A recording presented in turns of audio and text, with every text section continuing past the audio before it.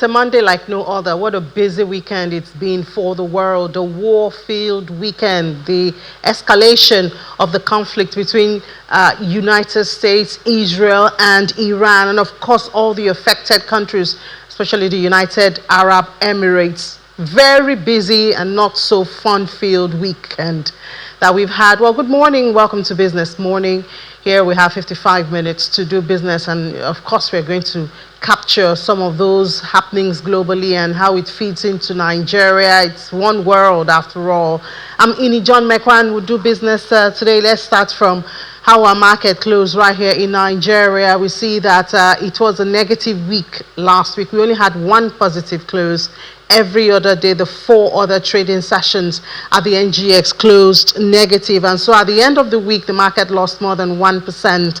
In fact, it's 1.11%. That's what the all shares shared of. The equity market also, of course, went down 1.12% to close at 123.763 trillion naira. The activity chart was mostly red as expected. From volume to value, just deals was able to make it to the green part, and I believe most of those deals were in the negative. That's the profit-taking side of market activity. Sectors dominated by red. Just banking on the last day on Friday was able to recover a bit of the gains that investors had taken, and so it closed positive 0.71%. But consumer goods, industrial goods, insurance, oil and gas, they closed in the red. Top gainers, Fortis Global Insurance, Okomu Palm PLC, and Infinity Trust Mortgage. Top losers, Associated Boss Company PLC, Dar Communications, and Tantalizers. Top trades, so this is either profit-taking, mostly profit-taking at the end of the trade in the week. Japo Golden Ventures, Fortis Global Insurance, and Zenith Bank. And now to the hot story of this moment. Oil prices jumped 7%. That's the highest levels in months as Iran and Israel stepped up attacks in the Middle East, damaging tankers, disrupting shipments from the key producing region. Brent futures we see shot up to $78.73 a barrel, while WTI is at $72.02. Imagine having more than 8% movement in one trading session. That's for Brent, while for WTI is 7.42. Well, Israel launched a new wave of strikes on Tehran on Sunday. All of this started on Saturday, and Iran obviously has responded. More missiles, barrages a day after the killing of their supreme leader, and that pitched the Middle East and the global economy into deepening uncertainty. The attacks exposed ships to collateral damage as missiles hit at least 3 tankers off the Gulf Coast and killed 1 seafarer, according to shipping sources. Amid the conflict, OPEC Plus, of course, they had their meeting yesterday and they agreed to a modest oil output boost of 206,000 barrels per day for April. And every OPEC Plus producer is essentially producing at capacity except for Saudi Arabia. And as the geopolitical tension flare between the United States, Israel, and Iran, global markets are expected on the edge, and the fallout could be felt at the fuel pump back here at home. Experts warn that any escalation in the conflict may push crude oil higher, which we've seen, leading to rising petrol price and diesel costs, and squeezing manufacturers with increased transport and production expenses. The Center for Promotion of Private Enterprise says that while a surge in global oil prices might boost government revenue, higher energy costs could worsen inflation and deepen cost of living pressures. This is according to CPPE, the CEO and director there, Dr. Muda Yusuf Center. Now let's stay on this now and see perhaps other consequences or spillover impact of this global geopolitical conflicts, which unfortunately is spreading. And we're doing this with Professor Ndubisi Nwokoma. He's the Chairman, Advisory Board, Center for Economic Policy Analysis and Research. Prof, good morning and welcome to the program. Good morning. Thank you. Yes. Well, I'm not Caleb University. I've left the center, but go ahead. All right, Prof. So what a weekend we had, and we've seen it. I think the first impact is seen in oil prices and the consequences that would follow. But what else are we seeing or can be expecting to see following this conflict? We can see a lot. A lot can be seen because of the position of Iran in the global crude oil market. Iran is the third largest reserve holder globally when it comes to having oil reserves. Saudi Arabia, Venezuela, then after, then we have Iran. So basically, they are a major player when it comes to the global oil market, and definitely that will affect the price because they supply many countries, particularly China. China's growth actually can be tied to the kind of oil they receive from Venezuela and from Iran. So the effect, and it's not just about Iran itself, it's also about the global economy when it comes to production across China, even other countries that also deal with Iran, like many third world countries, even Russia, even though Russia has oil too. So it will definitely affect the price. But the only problem is that we don't know how long this thing will last, because from what the US president is saying, that they are talking about 1 month or whatever, but we don't know, it could escalate beyond the projections. So the effects are enormous. And it's just for us to see how it affects us as a country and the global economy. It will also affect trade, affects inflation, what you import from China and all that. Of course, the cost of oil will be able to be factored into all that. So it has a very broad effect on the global economy. Yeah, obviously. And coming back home, I guess the first impact might look like good news because of the increase in the price of oil. That means more revenue for government. But then it trickles down to the pump, and that might also mean more costs for consumers of petroleum products. Definitely, you're very much in on that, because we had the first oil boom in the 70s when we had so much oil, and when a former head of state, General Gowon, said that Nigeria's problem was not money, but how to spend it. That was then. And what many people actually criticize such kind of statement coming from the head of state. So we have had the first oil boom, and we had other booms too. But the question is, how did we manage it? How did we use the proceeds? For now that we've been able to deregulate the oil industry, the downstream, and of course, the ordinary man is paying different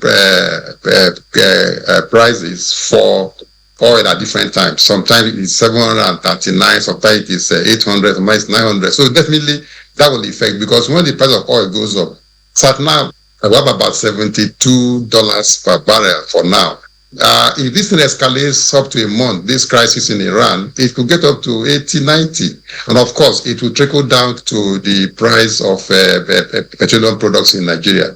That's on the negative side. Positively, Nigeria will earn more money. We had about $64, $65 per barrel as a benchmark in the budget. So definitely we're going to get more than that 65.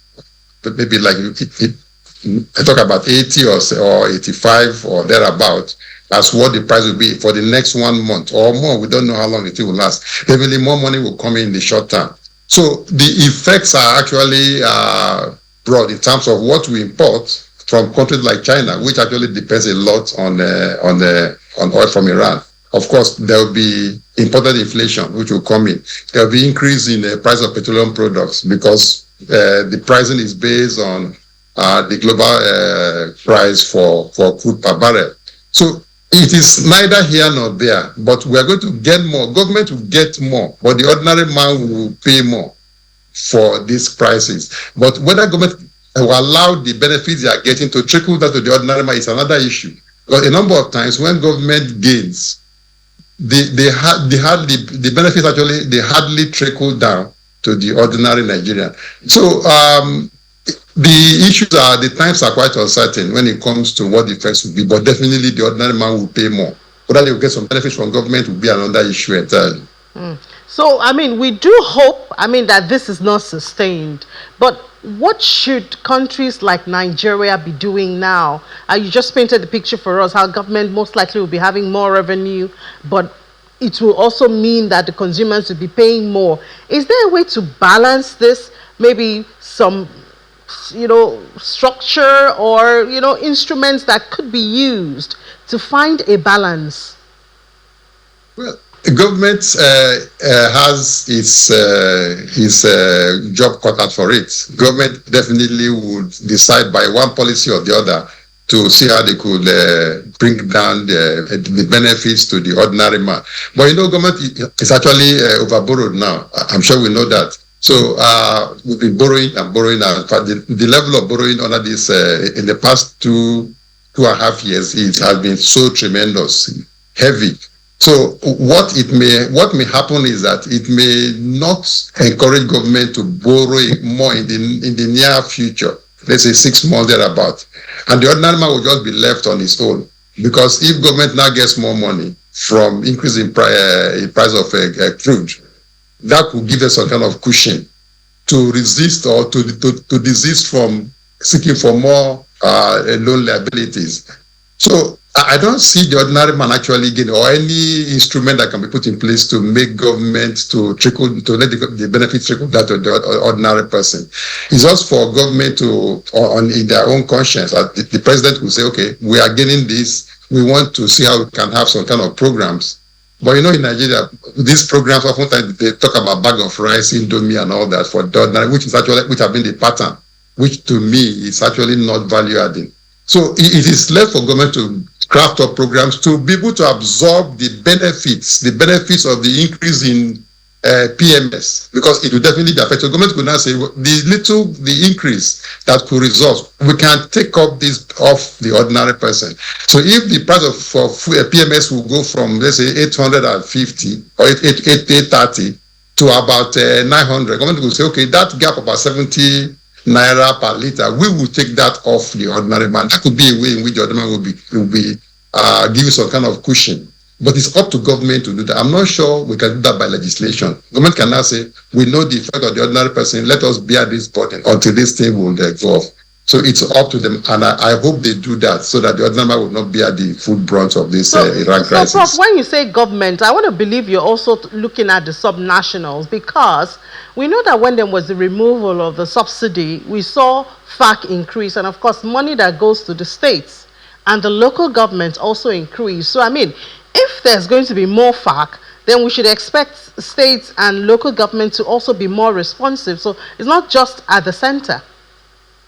Yes, I agree entirely with you, but that cannot be done in a very short period. The netting of the plus or minus issues about where the money goes, because the federal government actually is a major stakeholder in NNPC and in the oil sector, not the subnationals. So definitely, if there's any benefit that will come to government, to Nigeria in the short term, it will come in through the federal structure.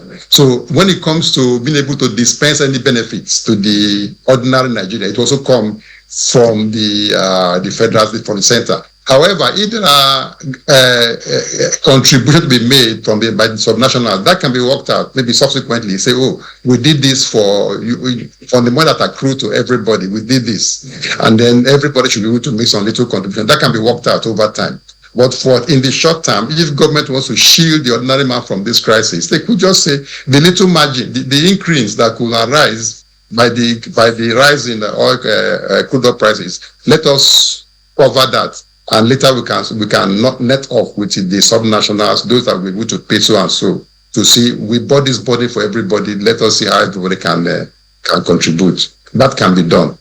All right, thank you so much. Well, we hope in the first place that this is curtailed in the shortest possible time. Thank you so much, Professor Ndubuisi Nwokoma, former chairman, Advisory Board, Center for Economic Policy Analysis and Research. Thank you so much for your views on the program. Thank you very much. I appreciate it. All right, we're still on this issue. That's the US-Israel versus Iran war. And we're looking at the aviation. We've seen Egypt has felt it most when it comes to Africa. A lot of flights had to be diverted to Egypt obviously because of its location, geographical location, and all of that. But it's also affecting us here in Nigeria. Let's have that discussion right after this break. Please stay with us.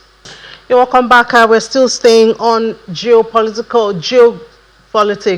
globally and what's going on. Started on Saturday, the attack U.S. Israel against Iran. Of course, a lot of responses have been following all of that and what it's doing to our economy. At this time, let's look at what's happening in the aviation sector. We've seen a lot of flights being disrupted, even here in Nigeria. Let's find out the updates on that and some other concerns from the aviation sector. And we're doing that with the founder and chief executive officer of Viva Jets, Mr. Chukwuerika Achum. Mr. Achum, good morning and welcome to the program. Good morning. Thank you for having me. Yeah, good to have you. It doesn't seem like a very good Monday for us in the world, at least except for President Trump, I guess. But how is this conflict, this war, how is it affecting your sector, the aviation sector? Yes, thank you. I mean, if you look at the current dominance in the international airline space in Nigeria, we'll see that Qatar Airways and Emirates Airlines are, two of the biggest or largest carriers operating flights into Nigeria via their hubs in Dubai and Doha. Unfortunately, the UAE and Qatar have been recipients of attacks from Iran, which consequently required them to close down their airspace. Emirates, Qatar Airways had suspended flights well until today, but it's still yet to be seen if those suspensions have been lifted. But with Emirates operating, Qatar operating 2 flights into Lagos daily, 1 flight into Abuja daily, 1 flight into Port Harcourt, definitely that would have a huge impact on the supply available to the international travel markets in Nigeria. So yes, it's not the most ideal situation. Our prayers go out to I mean, everyone in the UAE, Doha, the Middle East generally, and as we look or pray for, a peaceful resolution to this situation.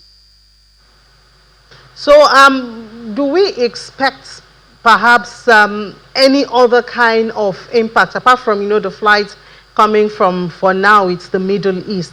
Can we prepare for any other disruption?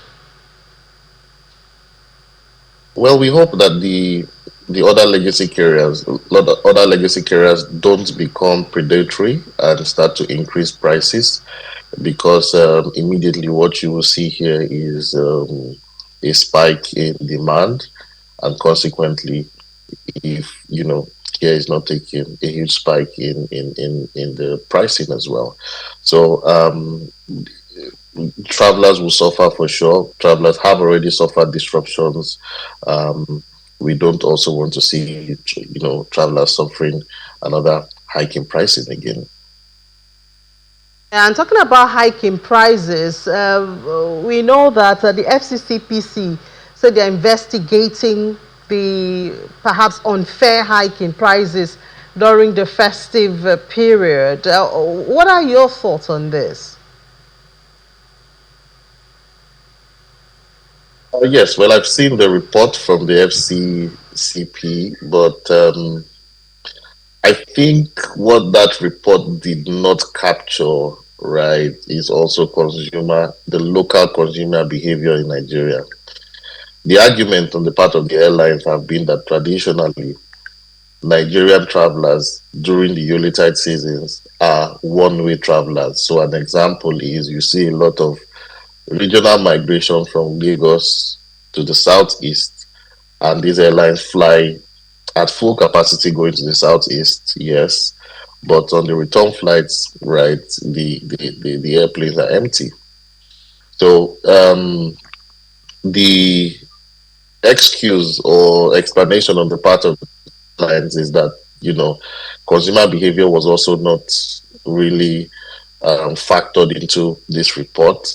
and this report was, mainly, um, you know, comparing the pricing behavior on the side of the airlines without critically also capturing consumer behavior, which is a huge component of dynamic airline pricing.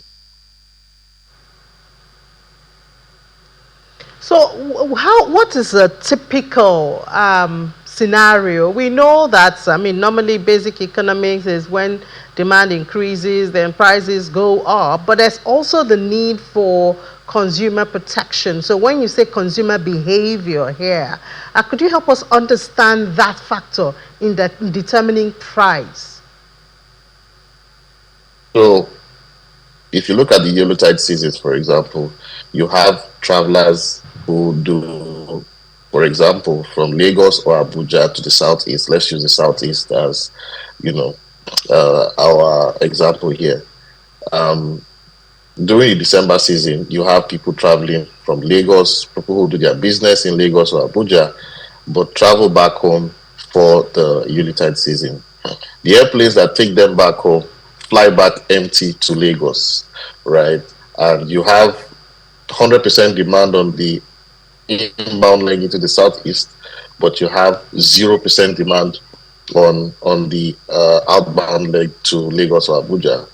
And these airlines, in their calculations or estimations, would have to factor for the cost of operating these airplanes in and out of these destinations. So I believe that this behavioral fact, this consumer behavior, definitely is being factored into the cost of the ticket pricing, because I mean, no airline. The truth is, no airline Yeah, wants but to operate at Mr. a Chum, loss. can we blame that on the consumers? Consumers will only demand what they need.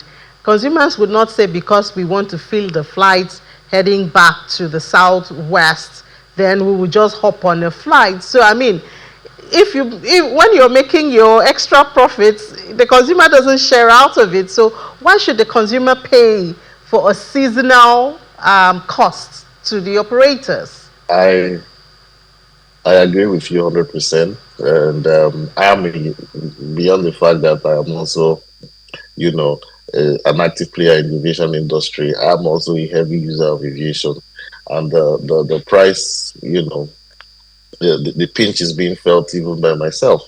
But the truth is, airline operations are actually based on sound economics, and if you fly an airplane empty, every airplane has an operating cost, and whether we like it or not, the operator has to recover his operating cost. The operator is not there to operate for free. His operations are not subsidized by the government, and the truth is, these prices have all of these operating costs built into them. Another factor we see here is that, that some of these tickets are forward loaded into the system way before the actual travel dates. So you see a situation where some of the cheaper classes are purchased way in advance, and then only the higher classes are available for immediate demand consumption. So these factors definitely play into airline pricing. And back to the earlier question, I just feel that that consumer behavior, especially in our localized setting, has to be factored into such a report by the FCCPC. So, what are the likely line of action of the FCCPC following this? So I believe there has to be a final report first, and what we have seen is an interim report. I would assume that there will also be some kind of engagement from the Aviation Authority, and then further investigations are made, and then the determination is made via the final report. Um, we've not yet seen. We've not yet. Sorry, can you hear me? Yes, I can hear you. Please go ahead. Oh, we've not yet seen any or any indication whatsoever that maybe serious punitive or regulatory actions will be taken. But I believe the final report will be the major determinant of what kind of action the FCCPC will be taking. All right, then the other issue on the domestic front is the NCAA directing airlines to refund passengers over VAT charges. Could you help us understand this, please? Yeah, I think it was a particular airline, just one airline, and this was due to some kind of misconception of the new VAT laws. Essentially, what happened was, passengers who had purchased their tickets before the 1st of January 2026 showed up to the airports to board their flights, and they were made to pay the 7.5% VAT impairment.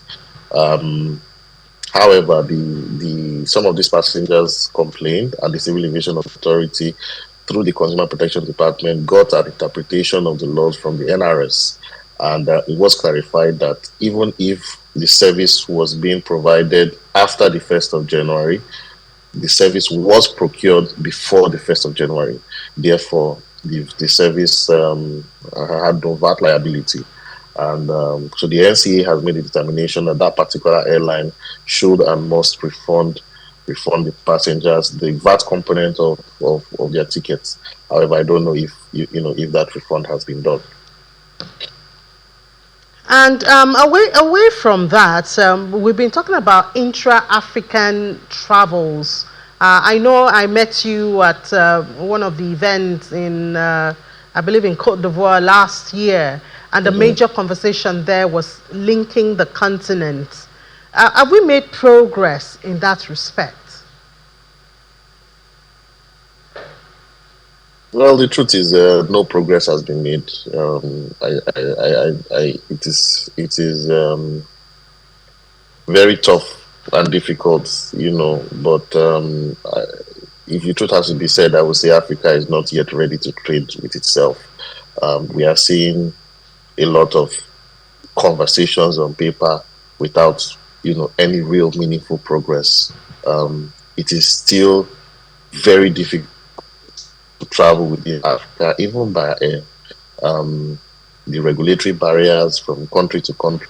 In fact, even within economic zones like the ECOWAS, right, you find a misconception, or misunderstanding of what trade and free movement is. So I'm very passionate about this, and I might speak from with a little bit of emotion due to the fact that our business is directly impacted by this lack of cooperation between African countries. But to answer you directly, Africa is there has been no meaningful progress with regards to you know free trade and movement within Africa. And yes, we hear a lot of policies and cooperation conversations going on. And I know when I had a chat with you then, you talked about the charges and you compared it to, for instance, an airline is stopping in Senegal compared to you're going to London and things like that. Absolutely, still there. I mean, it's more expensive for me to operate into a country like Guinea Conakry, Guinea Bissau, than for me to operate into London or Paris. It is more expensive for me to operate into a country like Cote d'Ivoire than for me to operate into a country like London or the UK or France. So. Um, Again, these are real impairments to growth, beyond even the costs. The regulatory environment, right? If we are within the same economic zone, we've passed laws about free travel within that zone. How is it difficult to actually implement the travel? How I cannot still understand why it would take 48, 72 hours to grant a landing permit to fly from Lagos to Abidjan or to Conakry, which is in the same ECOWAS zone as each other, while it takes minutes more or less to get a slot to land in Stansted. So beyond all the conversations, I mean, we operated the flight into Cameroon this morning, and we applied for the permits on Thursday. It only came out on Sunday. So I mean, these are I mean, real problems, and I don't know how we intend to solve these problems. Those talks. I wonder what can really change the situation or the trend, because there's been so many talks. Like you attend summits and conferences on the continent, and aviation or trade comes on, and we have these talks. Is it politics you think is stopping the removal of those hurdles?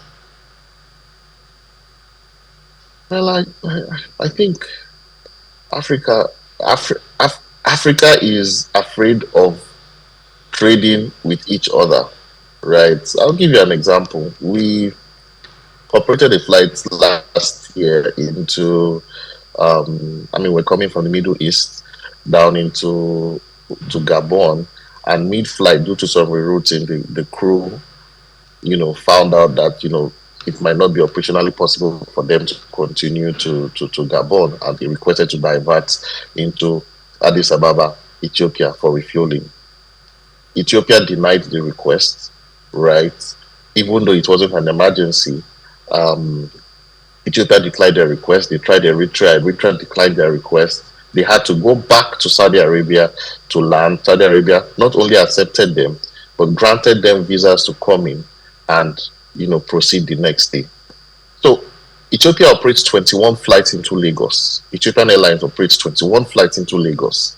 And it is beyond my understanding why, Ethiopia denied that request, especially from an aircraft that is flying the Nigerian flag, an African country.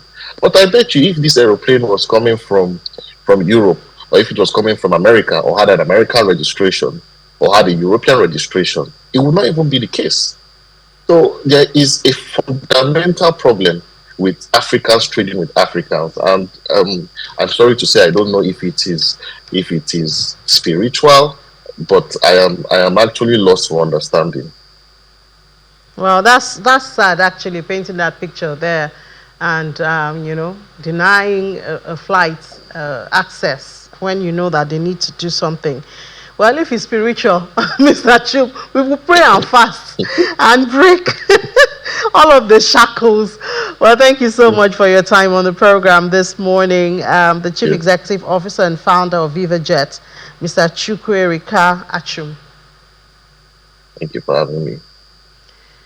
And away from the war and aviation, the managing director of Rural Electrification Agency, Mr. Abba Aliu, has been giving updates on the distributed access to renewable energy scale-up project, which is a $750 million initiative that's aimed at electrifying 17.5 million Nigerians through the deployment of 1,350 mini grids and 1 million solar home systems. In a special interview with Channels Television, Mr. Liu says that the timelines for the project are being met.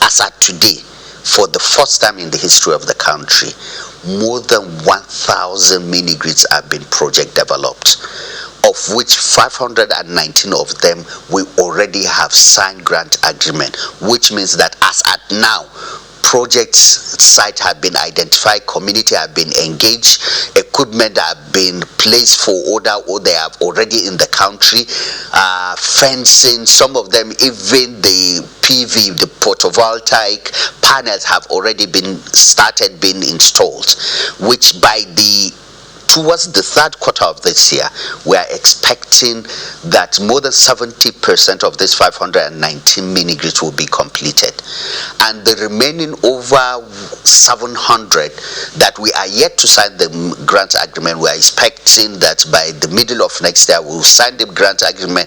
This year, middle of next year, we'll complete them. So give or take, by the end of next year, the country will have a functional mini grids totaling to over 1,000.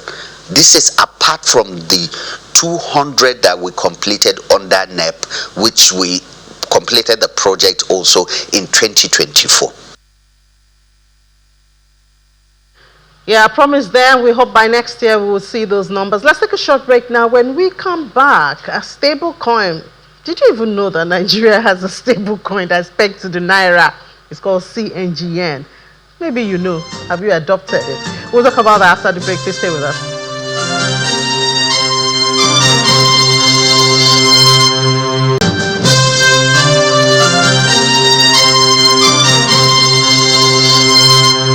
Welcome back. It's still Business Morning right here on Channels Television. CNGN is Nigeria's only stable coin. CBN backed and is designed to mirror the value of the Nigerian Naira on blockchain networks, providing a digital representation of the currency to facilitate instant payment, cross-border remittances, decentralized financial transactions, and Naira-denominated digital commerce. But how many people know this? How many people have adopted this? We do know last year we talked a whole lot about stablecoin adoption, even here in Nigeria, and businesses seem to be adopting it. But do they remember that there's a CNGN? I wonder. Well, let's find out from someone who is inside that area. We have Ms. Adesu Omori. She's the co-founder of Atru. Ms. Omori, good morning. Welcome to the program. Good morning. It's really nice to be here. Good to have you here. So, I mean, when we look at CNGN, how many people even know there's something like that from your interactions? Yeah. Well, to be honest, I would say that the existence of CNGN in itself is very encouraging. Right? The existence of it, CNGN. Not the adoption of it. I'm getting there, but Okay. yeah, it's very encouraging because it solves like a very painful problem that people are having with regards to cross-border payments. Now, with regards to adoption, it has started. There's an early adoption for CNGN. Honestly, it's not a mass adoption yet, but we're seeing that key players are beginning to use it for settlements, fast and affordable cross-border payments. So I'd say that they're on the right trajectory, and it's just a matter of but would time. you say that? Because what I hear is there's adoption of stablecoin, but it's just, those stablecoin that are already on those exchanges, the known names and all of that, and not the CNGN. Well, those ones are more popular, like USDC and USDT, because they've been here for such a long time, right? We launched CNGN. CNGN was launched like fairly recently. So I think it's still going to like take a bit for it to get like main adoption. But for now, we're seeing early adoption, and that's a very good signal. Okay, what sectors or who are those? Is it individuals and businesses that you see this early adoption with? For now, it's mostly businesses. Mass adoption would eventually definitely trickle down to more everyday users. But for now, we're seeing it a lot more with businesses using it for settlements. Is it cross-border, within Africa, outside Africa? So cross-border payments, mostly within Africa. There's also outside Africa, but general cross-border payments. So how does it work? Okay. So stablecoins in general, right, the idea is that it's pegged to a particular fiat currency. In this case, CNGN is pegged to the Naira. So one CNGN equals 1 Naira. But why this is beautiful is because currently, if you want to send money from, say, Nigeria to Ghana, right, it would take a very long time to get the money in Ghana, like days, and the fees are very high because it has to go to a bank in the US, be converted to dollars, be then converted again to cedis, and that's a very painful problem that businesses are having. But what CNGN does now is that the Naira then exists on the blockchain, which means, I mean, for just a way to like think about it properly, imagine sending a mail, like posting a mail to somebody, sending a letter, and the letter arrives in maybe days. or sending an email that arrives instantly. So that's kind of like the problem that it solves, where as opposed to sending a mail that arrives in days, you can now send an email that arrives almost instantly. So it's Naira that exists on the blockchain that has like, I like to call it superpowers. So it's like very fast, it moves very fast, it's also very affordable. So for a fraction of the fees that you would normally get charged if you were going through the traditional route. Can we have an idea of the percentage? Okay. For example, just to give like a more practical example, I was talking to somebody in Ghana, this was a while ago, and she had painfully complained about how to send money, right, she would have to pay, if she's trying to send, say, $1,000, like the CD's equivalent, she would have to pay about 10% of that money in fees. But with stable coins, she's able to pay just about 1%, or in some cases, even less than 1%. So you can see for business owners, it's also solving that painful problem where you're not making profit and using all your profit to pay fees, but then you're able to like keep a lot more and also conduct your business more efficiently. But we also have PAPs. I don't know if you know about Yes. it. That also solves the problem. Yes. Yeah, and I think it's also affordable. You do it through your local bank and your local currency. Yes, and I think it's very nice that different solutions are springing up, because at the end of the day, we need competition so that at the end of the day, like the best player wins and like the consumers get like the best experience. So I think it's nice what PAPS is doing. It's also really great what CNGN is doing. And of course, like hopefully more players like spring up, because it's a very painful problem. Currently, it's easier to send money from Nigeria to the US or from the US to Nigeria than it is to send money from Nigeria to Ghana that is just here. And Yeah, we're just having that sad. conversation on aviation. It's cheaper to go to London than to go to Cote d'Ivoire, and the operators of airlines are also complaining about this. And that guy said perhaps there's a spiritual problem. Perhaps there's a spiritual problem. Who knows? We're Africans anyway. But so it's good to see this. But what about the infrastructure? Even for PAPS, which is backed by Frexim and all those big guys. People still have slow adoption and all of that. Now we're talking of virtual assets, which already raises a lot of light bulb in people, especially this part of the world. Getting trust for adoption is also another issue with the infrastructure. So what's the question? Yeah, so what about that, the infrastructure and the issue of trust for people to adopt? Okay. So I think first let's start from the problem. It's a very painful problem. If a solution solves a very painful problem, adoption would naturally follow, right? The rate of adoption might differ, right? Like I said, with CNGN, there's early adoption, but it would gradually grow because it solves a painful problem. Now, with what you're talking about, where it's like, okay, what about like the infrastructure? What about trust? I think that's where regulation comes in, right? If it's a sector that, and we're seeing that this administration is interested in like regulating this particular sector. Virtual Asset Council, Regulatory Virtual Council. Asset, and all of that. Yes. Yeah. So now that we're seeing that they are starting to like regulate this industry, and they see it as not a trend but as actually part of the financial system, that regulation would inevitably like build trust in users. Right. So it might take time because CNGN has been around for a bit. We have eNaira also, Nobody talks about it or remembers it anymore. I think for eNaira, what some Nigerians said was that for eNaira, it didn't really solve a painful problem that they had, because eNaira was mostly domestic, right? So a lot of people at that time said, if I can easily send money from my bank and I don't have a problem, it works well for me, I don't really see the utility of this. And that was like the feedback that some people were sharing. But with CNGN, that solves a more painful problem, right? Day-to-day individuals may not be experiencing that problem, but because of the work I do, I talk to businesses all the time. A while ago, I was talking to someone in Cameroon, and she was complaining bitterly about how it's hard for her to send money because some Cameroonians import from Nigeria a lot to do business there. It's painful for her to pay someone in Nigeria, and she's a Cameroonian. So that like spoils her business. She has to find a random person that maybe has a bank account in Nigeria. Which is risky. Yes, because you're not at the mercy of the person. You could lose your money. They probably give you unfavorable exchange rates, charge you high fees. But because you're at their mercy, you have no choice. But things like this start to solve the problem for someone like that, where you're not able to send money from Cameroon to Nigeria in minutes or for a fraction of the fees. Important. All right, thank you so much, Adis Morui, co-founder Accru, for telling us about stablecoin, especially CNGN, and how it makes it easy. Thank you for your time. Thank you so much. Let's take a break. When we come back, we'll go global. And guess who's coming for the global news? You'll see him in a bit. Please stay with us. It's time to go global, and we have welcoming on the global stage for the first time on Business Morning is Anita Edith.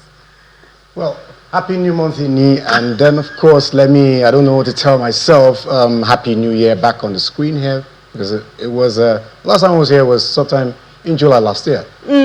Wow, keeping the date on now, and it's for the first time having you on global. How does that feel like, Anita? You're going global at a time when the world is reporting war from how many countries?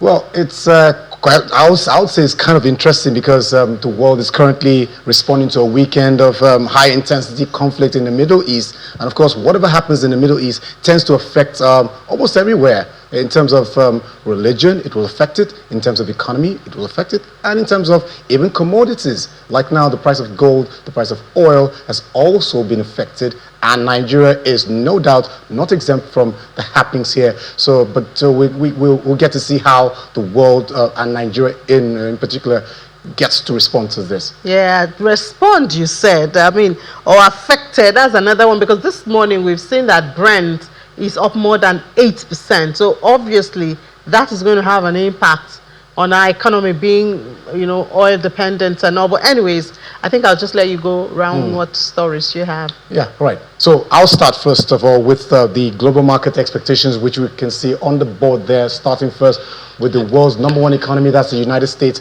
where we're expecting that the Institute for Supply Management, that's the ISM, the data is expected, first of all, from the United States here, that's the ISM Manufacturing PMI, which is a critical gauge of industrial health, and investors are looking for signs of expansion from the world's biggest economy in the midst of the tariffs and the impact of other economic variables there.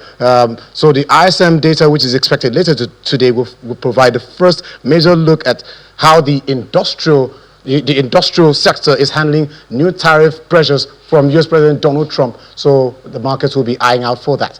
And from there, we move on to to Germany, where we'll be expecting that the unemployment change and rate will be out on Tuesday. So we keep an eye on that. For Wednesday, the Eurozone, which is another major economy around the world, the Eurozone inflation data and unemployment data is due on Wednesday that day, and that will determine if the ECB, that's the European Central Bank, can afford a spring rate cut.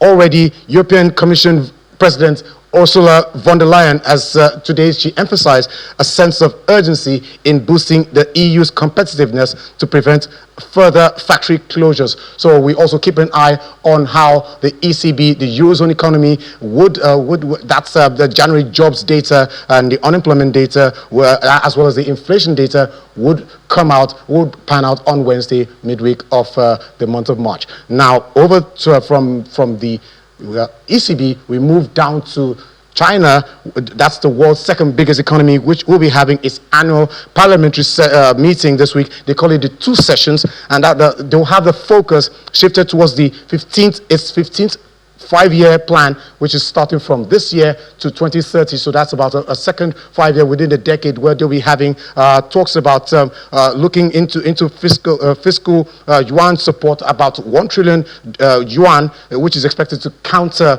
the deflationary pressure and property sector weakness from the world's second largest economy.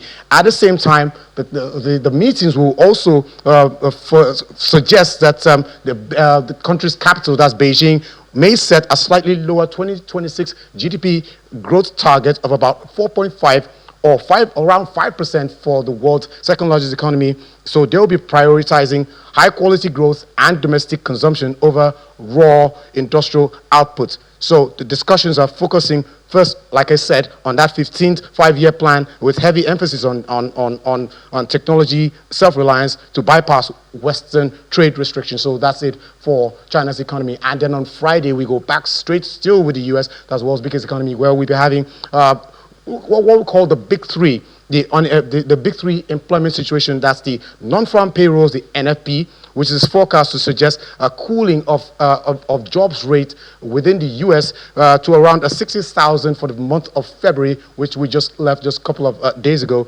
And then the second is the unemployment rate, which is expected to hold steady at 4.3%. And finally, within this big three for the employment situation, we'll be looking at the average hourly earnings, where the market is watching for a dip to 0.3% to signal easing inflation. So at the same time, we're going to expect the investors will be looking out for the January retail sales data, which is crucial to checking if the American consumer is finally pulling back. So, but in terms of inflation, that has worried the global markets about whether the U.S. Federal Reserve, that's the U.S. Central Bank, will hold interest rates higher for longer. And then all eyes are on this data to see if the labor market is finally cooling. So we'll be taking a look at that. And then from there, we take a look at what's the happenings around the world, and starting first within the European markets, which is just about to get their trading started, and that's going to begin with a slump.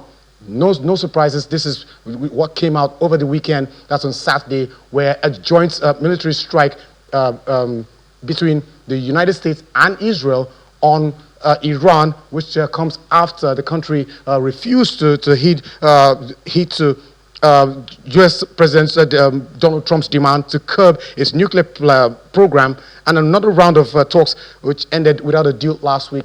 So that's part of it. If I have much time, I could say more about what's happening around the world now. All right, Anita, thank you.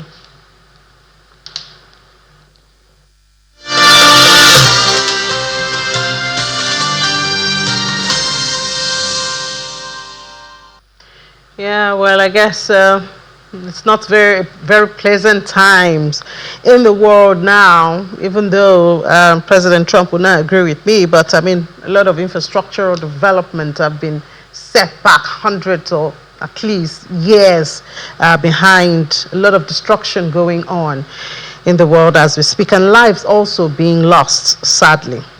But back in Nigeria, we see what's going on in the markets in early trade. We see the market has recovered from the dip it closed at. So on Friday, as of this morning, is almost 0.5% in the green, 193,749.94. The most active stocks at this time, Japan Gold, after seeing a lot of profit taking last week, is seeing some cherry picking. So it's up this morning, almost 4%. UBA is also up. O&O is up as well.